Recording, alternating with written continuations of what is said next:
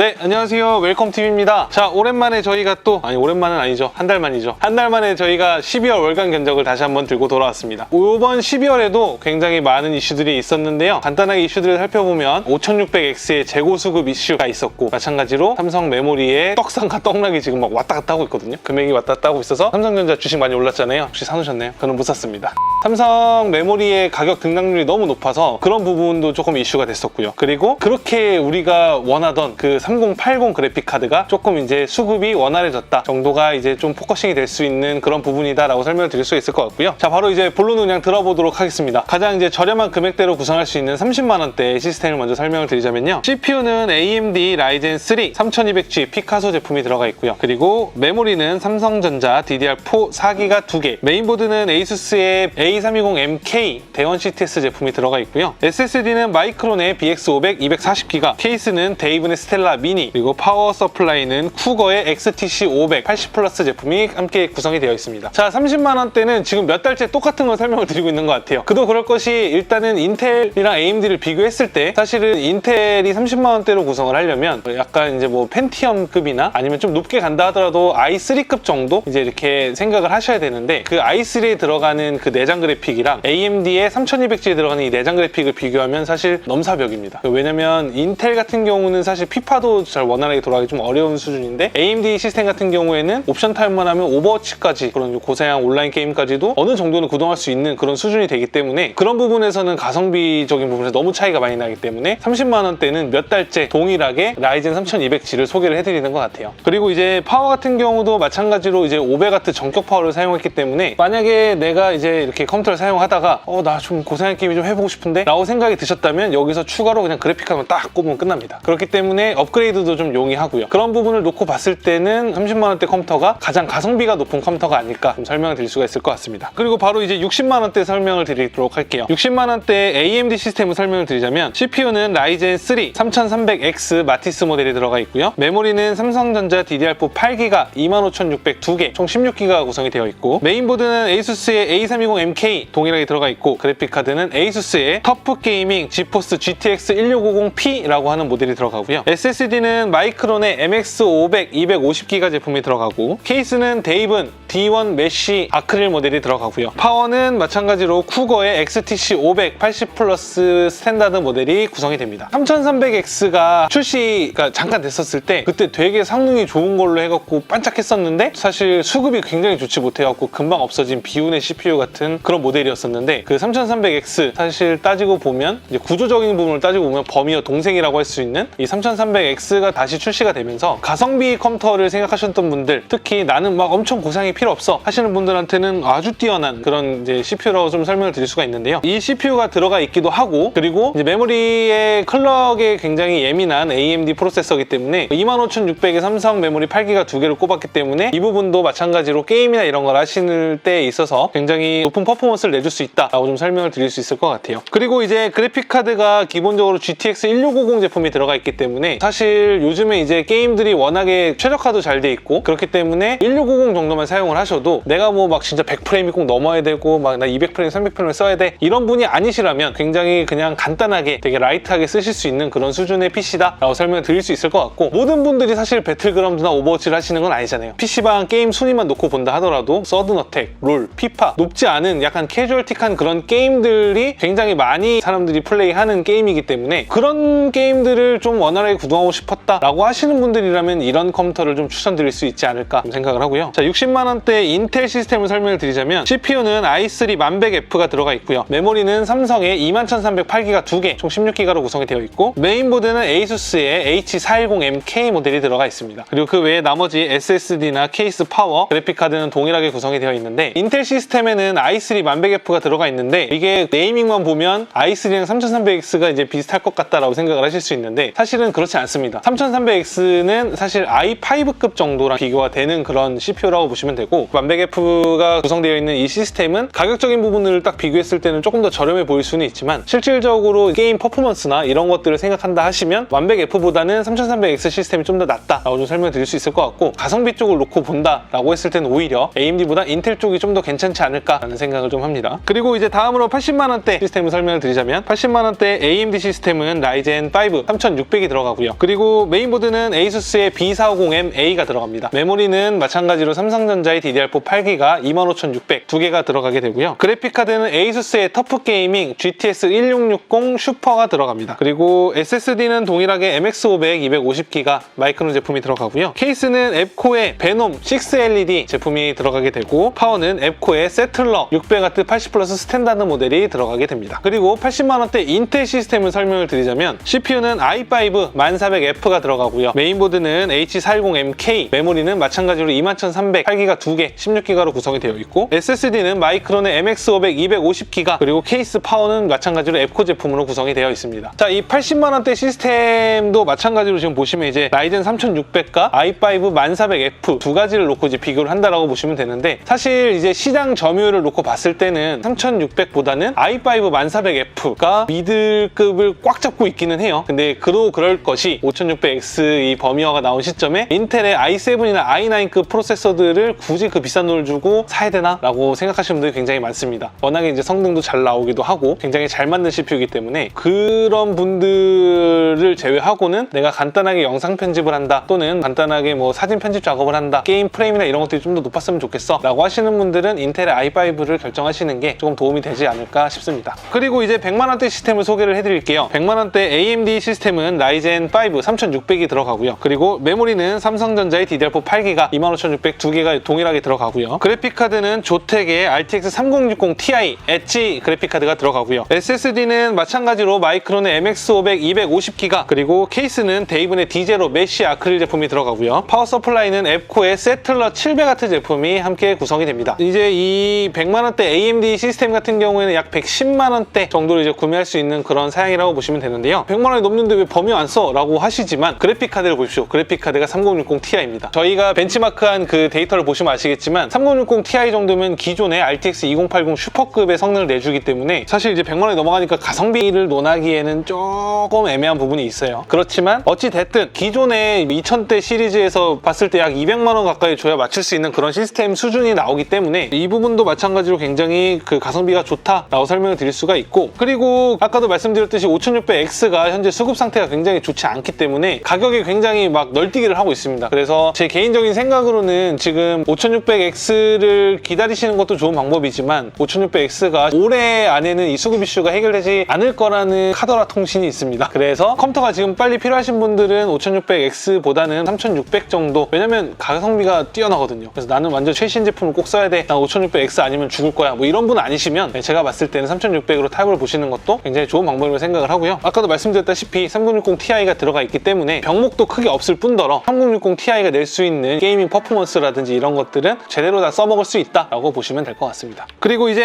SSD는 저희가 250기가를 설명을 드렸지만, 3060 Ti급의 그래픽카드가 들어가면 사실 안 돌아가는 게임이 없거든요. 그렇다고 하면 스팀에서 게임 한 3, 4개만 받아도 250기가는 꽉 차기 때문에, 내가 게임을 좀 제대로 많이 해보고 싶다 하신 분들이라면 SSD 용량을 좀 높이시는 걸 좀 추천을 드리고요. 그리고 이제 이 100만원대 인텔 시스템을 설명을 드리자면, AMD랑 다 똑같고요. 거기서 i5 1400F로 변경이 되고, ASUS의 터프 B460M 플러스 모델로 구성이 됩니다. 자, 인텔 시스템도 마찬가지로 그 AMD랑 비교했을 때 그래픽카드부터 시작해서 거의 모든 제품이 동일하기 때문에, 나는 뭐 그냥 인텔이 쓰고 싶어 라고 하시는 분들은 i5를 쓰시면 될 것 같습니다. 100만원 중반대 시스템을 좀 설명을 드릴 건데요. 100만원 중반대의 AMD 시스템 같은 경우를 먼저 본다고 하면, CPU는 AMD 라이젠 5 5600X가 들어가고요. 메인보드는 기가바이트의 B550M 어로스 프로 P 모델이 구성이 되고요. 메모리는 삼성전자의 DDR4 16기가 25600 두 개가 구성이 되고요. SSD는 HP의 EX950 512기가 제품으로 구성이 되어 있고요. 케이스는 앱코의 슈트마스터 211T 로버스트 강화유리가 들어가고요. 파워는 쿠거의 GX 750W 80 플러스 골드 모델이 구성이 됩니다. 그래픽카드는 조텍의 지포스 RTX 3070 엣지 모델이 구성이 되고, 여기 사실 5600X 같은 경우에는 기본 쿨러가 들어가 있지만 좀 더 쿨링 성능을 높이기 위해서 앱코의 자이로스 H202 쿨러도 함께 구성이 됩니다. 자, 드디어 이제 이 버미어, 박창 버미어 5600X 제품을 소개를 드리는데요. 사실 지금 여기에 찍혀있는 금액이 아마 40만원 이상이 찍혀 있을 거예요. 원래는 이제 30만원대 판매가 돼야 되는 CPU인데, 이 수급 이슈 때문에 금액이 좀 올라간 거는 이제 인지를 하시면 될 것 같고요. 이 5600X는 아주 물건입니다. 기존의 그 데이터들을 보시면 아시겠지만, 사실 인텔의 i7이나 i9이 머리를 긁적긁적하고 갈 만큼의 그런 굉장한 성능과 퍼포먼스를 내주기 때문에 때문에 100만 원대 중반 이상급, 뭐 200만 원 초반대까지는 5600X에 비빌 CPU가 없다라고 말씀을 드려도 과하지 않을 만큼 그런 뛰어난 퍼포먼스를 내주고 있는데요. 이 3070도 마찬가지로 기존의 2080 Ti급의 성능을 내주는 그런 아주 미친 그래픽 카드이기 때문에 제가 봤을 때는 5600X의 3070 조합 또는 3080 조합이라고 하면 이거는 아주 굉장한, 어떻게 말로 표현할 수 없는 이 시대에 가장 뛰어난 PC라고 설명을 드릴 수 있지 않을까라고 좀 설명을 드릴 수 있을 것 같고, 자, 100만 원 중반대 인텔 시스템을 놓고 본다고 하면 마찬가지로 그래픽 카드나 이런 것들은 전부 다 동일하고요. CPU만 i7의 1700과 그리고 메인보드는 ASUS 터프 B460 M 플러스 모델이 들어가 있는데, 인텔의 100만 원 중반대 이 시스템은 별로 권장드리지 않습니다. 사실 크게 권장을 드리지 않는 이유가 가격 차이는 오히려 버미어가 원래 더 저렴했었는데 이제 비싸지긴 한 상태긴 하지만 어찌됐든 1700 퍼포먼스가 5600X를 이길 수가 없습니다. 그렇기 때문에 사실 인텔 시스템은 추천을 드리기는 조금 모호한 부분이 있긴 한데, 어찌됐든 인텔이 좋으시면 인텔을 사셔야죠. 그렇기 때문에 저희가 인텔도 100만 원 중반대를 좀 설명을 드리는 거고, 하지만 저라면 버미어 사겠습니다. 아니, 이건 넘사야. 어떻게 방법이 없어요. 이거는 방법이 없기 때문에 내년에 출시될 인텔의 11세대나 뭐 12세대를 기다리시는 분이 아니시라면 제가 봤을 때는 지금은 5600X가 정답이라고 좀 생각을 합니다. 마지막으로 이제 저희가 하이엔드 시스템을 좀 소개를 해드릴 건데, AMD 프로세서가 들어가 있는 시스템을 설명을 드리자고 하면 먼저 CPU는 AMD Ryzen 7 5800X 버미어 제품이 들어가 있고요. 메인보드는 MSI의 MPG X570 게이밍 프로 카본 모델이 들어가 있고요. 메모리는 올로 Y DDR4 3200 CL14 플래티넘 RGB 화이트 모델 16기가 패키지 8기가 2개가 들어가 있는 메모리고요. 그리고 그래픽 카드는 조텍의 RTX 3080 M4 홀로 제품으로 구성이 되어 있습니다. SSD는 역시 HP의 EX950 512기가 제품으로 구성이 되어 있고요. 케이스는 앱코의 슈트마스터 520S 제품, 그리고 파워는 딥쿨의 DQ850 80 플러스 골드 모델로 구성이 되어 있습니다. 쿨러는 NGXT의 크라켄 X63 모델로 구성이 되어 있습니다. 자, 이제 이 시스템부터는 간단한 게임용이라고 볼 수는 없고요. 내가 240Hz의 모니터를 쓴다, 혹은 뭐 QHD나 4K의 제품을 사용을 하겠다, 이런 분들한테 꼭 필요한 시스템이다 라고 설명을 드릴 수가 있는데, 자, 5800X 같은 경우에는 8코어 16스레드 제품이기 때문에 멀티스레드를 필요로 하는 다양한 작업이나 게임이나 이런 데서는 아주 월등한 성능을 내줄 수가 있고요. 그리고 3080이라는 엄청난 그래픽 카드가 들어가 있기 때문에 특히 QHD나 4K급 성능에서도 굉장히 엄청나다라고 표현하기는 좀 그렇겠지만 굉장히 준수한 수준의 그 퍼포먼스를 내줄 수 있다라고 좀 설명을 드릴 수 있고요. 그리고 메모리가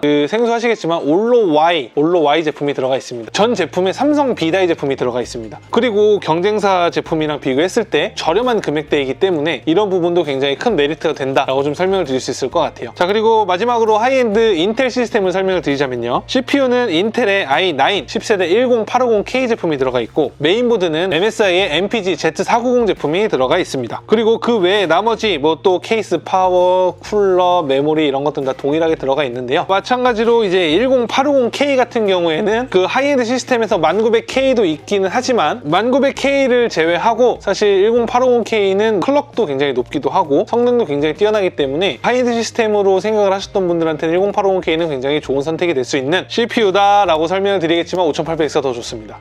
장난이고요. 10850K 같은 경우에는 이 연산 속도에 관련된 작업을 하는, 예를 들면 통계 프로그램이나 아니면 뭐 해석 프로그램이나 이런 것들 중에 그 클럭 스피드가 중요한 그런 프로그램들이 있거든요. 그런 프로그램을 쓰시는 분들이라면 제가 봤을 때 1080K를 가지고 심지어 거기다 오버클럭을 해서 쓰시는 게 가장 베스트지 않을까라고 좀 생각을 합니다. 자, 오늘 저희가 이렇게 12월에 추천을 드릴 수 있는 월간 견적을 가지고 한번 소개를 해드렸는데요. 사실 이 월간 견적이라고 하는 거를 저희가 하는 이유는 PC 제품들이 매달 신제품이 나오는 건 아닙니다. 그래서 크게 변동이 없을 수는 있겠지만 그때그때마다 이제 뭐 가격적인 이슈라든지 수급 이슈, 뭐 공급 이슈 이런 것들이 굉장히 크기 때문에 매달 이렇게 설명을 드리면 1년 전 거를 보고 구매하시는 것보다는 가장 최근에 추천을 드린 컴퓨터를 보고 구매하시는 게 좀 더 좋잖아요. 그래서 저희가 이 컨텐츠를 준비한 거니까 많은 도움이 되셨으면 좋겠고요. 오늘 영상이 도움이 되셨다면 좋아요, 구독하기 부탁드립니다. 그러면 저는 내년에 1월 월간 견적으로 다시 돌아오도록 하겠습니다. 감사합니다.